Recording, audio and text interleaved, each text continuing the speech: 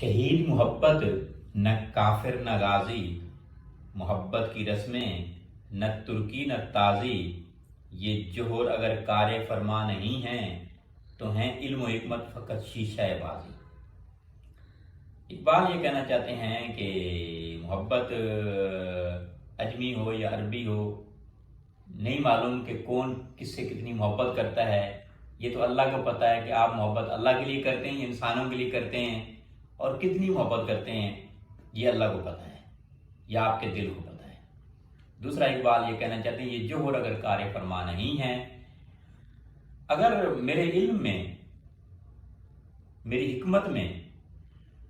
اس میں جذبہ اور شوق نہیں ہے، محبت نہیں ہے، تو پھر یہ سب چیزیں شیشہ بازی ہیں، یعنی شعبدہ بازی ہے۔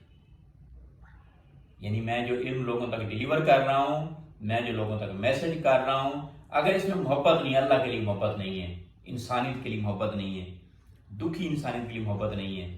طربناک اس میں نہیں ہے، پرسوز میں نہیں ہوں، تو پھر یہ سب شعبدہ بازی ہے۔